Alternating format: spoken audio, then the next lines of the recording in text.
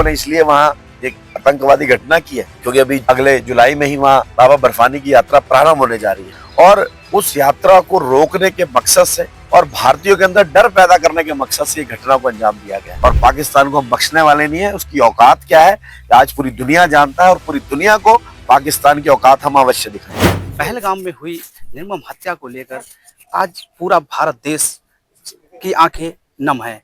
बात करें पूरा भारत नहीं पूरा देश भी इस जघन्य अपराध को माफ करने के लिए तैयार नहीं है।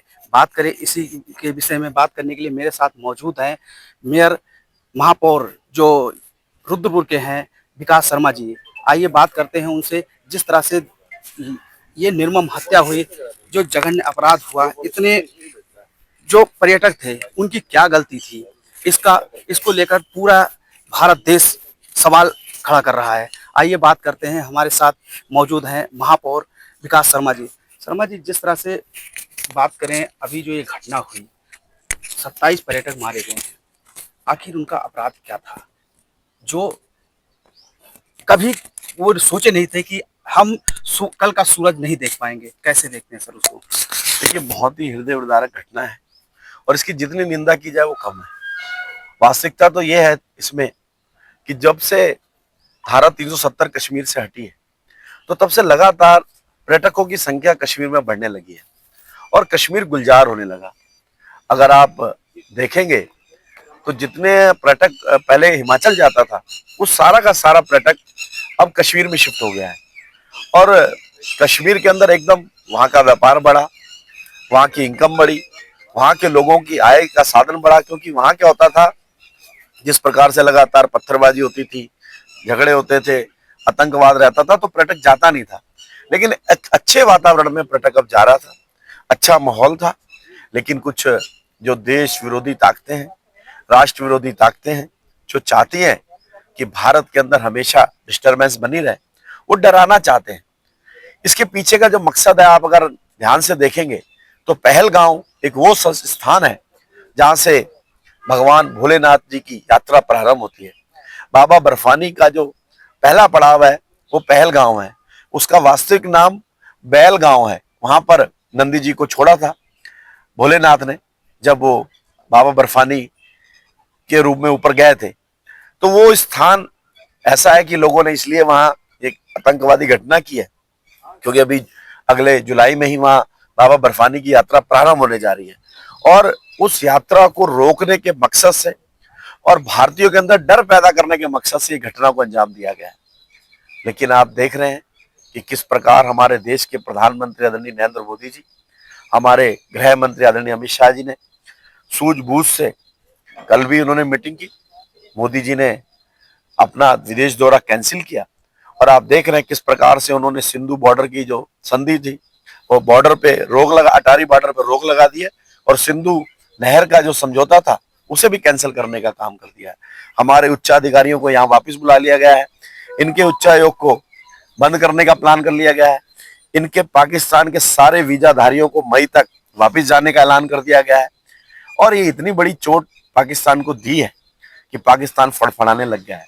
उनके पूर्व मंत्री का कल ही बयान आने लग गया था कि लोग मर जाएंगे क्योंकि पानी उन्हें हम दे रहे हैं और हम जब पानी देना बंद कर देंगे तो बर्बाद हो जाएंगे।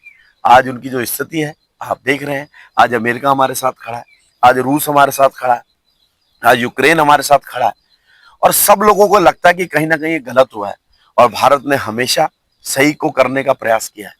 तो भारत छोड़ने वाला नहीं है। पूरी सेना हमारी अलर्ट मोड में है। पीओके के अंदर भी आप देख रहे हैं बहुत सारे गांव हमने खाली करा लिए हैं।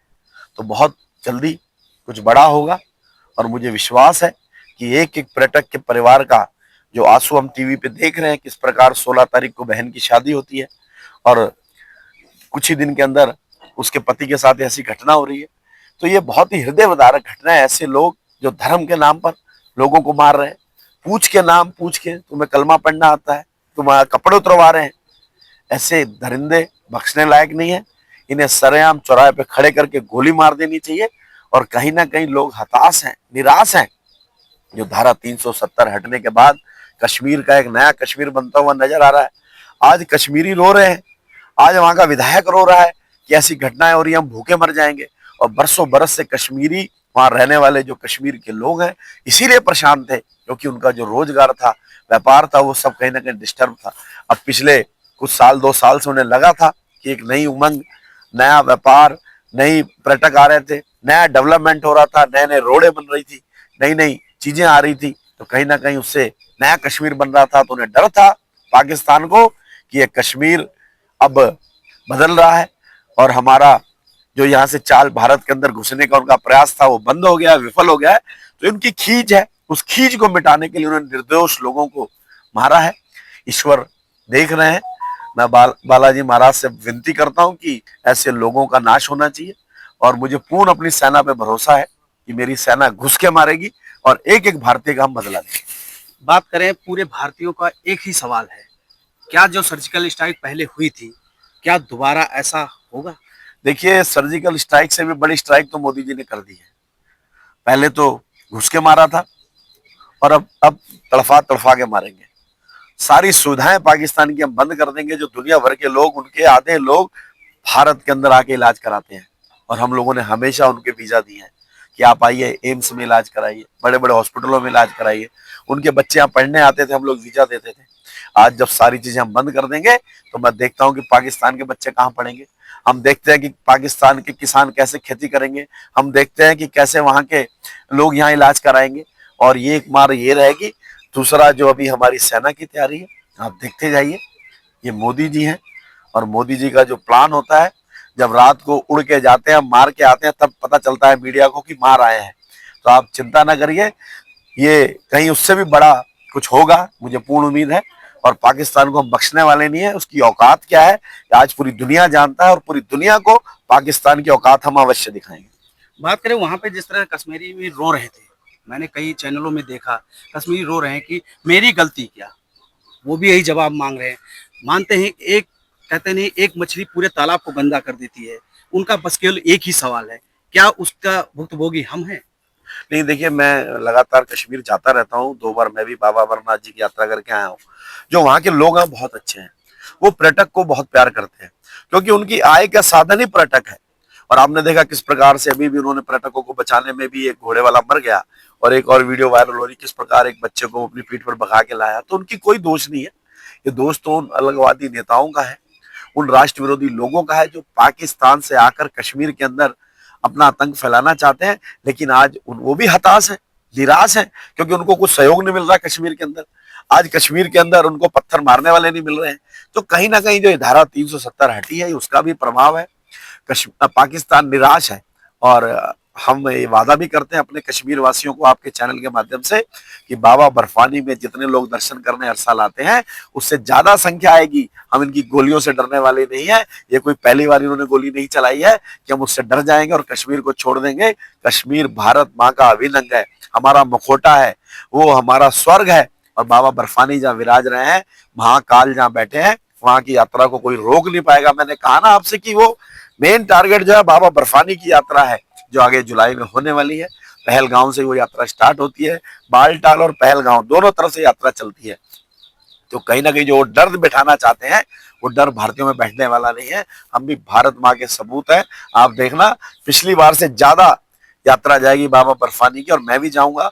और ये मेरी तीसरी यात्रा होगी, और बाबा बर्फानी का आशीर्वाद हम लेके आएंगे और इनकी ईट से ईट बजाएंगे।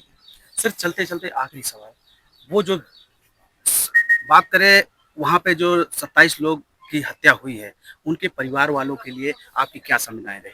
देखिए, मैंने कहा ना कि ये हृदय विदारक घटना है। जिस बच्ची का 16 तारीख को शादी हो रही है, और उसके बाद वो 5-6 दिन में ही वीडियो हो जा रही है, उसके पति को उसके सामने गोली मार दी जा रही है। इससे बड़ी दुर्घटना और घटना हो नहीं सकती। इसकी जितनी भी निंदा की जाए कम है। कल भी हमने यहाँ पर, आपने देखा होगा कि भगत सिंह चौक पर एक शांति सभा का आयोजन किया था। उसके लिए तो कोई शब्द नहीं है। आज भी जब हम वीडियो देखते हैं तो आंखों में पानी आ जाता है। भगवान उनकी आत्माओं को शांति दे, ईश्वर उन्हें कष्ट सहने की ताकत दे। और मुझे लगता है कि जो उनकी ये कुर्बानी है वो व्यर्थ नहीं जाएगी। वो, मैं कहूंगा कि शहीद हुए इस भारत माँ के लिए। जिस प्रकार हमारे सैनिक कुर्बानी देते हैं, उन्होंने भी शायद कुर्बानी देकर इस भारत को और जगाने का भी काम किया है। आज भारत जाग गया है। जो लोग उरी हमले पे और इन पे उंगली उठाते थे, आज वो देखे कि किस प्रकार से आज फिर हमारे लोगों को मारा जा रहा है। और इनके नेता बयानबाजी कर रहे हैं कि वो गोलीबारी की घटना है, तो ये इनको शर्म आनी चाहिए।